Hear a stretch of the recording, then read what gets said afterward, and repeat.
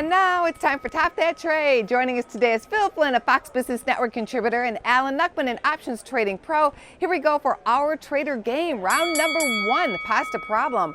Winter wheat hitting 110-year low. How are you, Carbo, loading? First off, we have to clarify which wheat is it that is used for bread and which wheat is used for other things, for pasta. Right, there's Kansas City wheat, which is the higher protein, which is normally used for breads, which I can't eat anymore. Okay. And then we get for the pasta, what are we looking at there? We're looking at the winter wheat. The spring wheat's more for lower quality wheat. So nobody's planting wheat. Why is that? It's crop rotation. People are getting better prices, or they think they're getting better prices in corn and cotton, so why plant wheat? Well, part of the problem, I think, is the U.S.-China trade war, and last year we had a very good winter wheat crop. You know, despite the fact that we had a lot of people realize that they plant winter wheat in after the fall. After the soybeans come out. Dormant in the winter, and then in the spring it starts to spring up, and that's one of the first wheat crops of the year, and gives us an idea of how the crop's going to be. It's like a gift after winter. It's like a gift after winter. Round number 2, shale slumpers. Some shale stocks have been slammed. Which ones do you dig?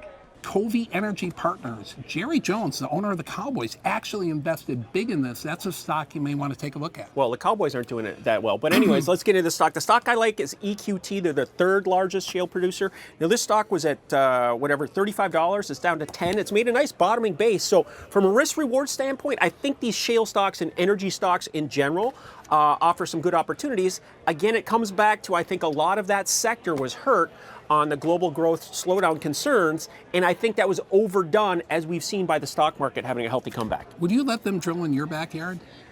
Depends on which yard it is, yeah. Nice one, Alan. Round number 3, Japan jolt. There's a chart coming from Japan, but will the situation seep over into the United States? I'm a big lover of the 90s. Obviously, I am the 90s. But if you remember back then, everybody thought Japan was the real deal. And they now had 4 decades, that tells you how old I am, 4 decades of slowing growth and essentially stagnation. The chart between Japan's upswing and what we have right now in America are almost identical. Does that concern you? No, not at all. You know why? You know why? Because the U.S. economy is so much more dynamic than China. In fact, one of the biggest Japan.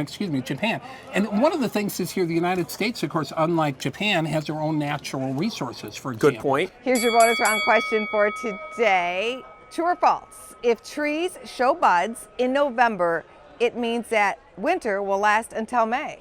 True. That's too easy. That has to be false. I happen to know Puxatawny Phil, and that's how he gets his information. The groundhog looks in November at the trees. You know Puxatawny Phil personally? That's how he got his name, or is that how you got your name? That's how I got my name. So if I gain 15 pounds, that means the winter's going to last extra long. False. Absolutely false. It's true. Thank you. Thank you. For more Business First AM, check us out on social media. We're on Facebook, YouTube, and Twitter. And go to businessfirstam.com for where to see our show on TV.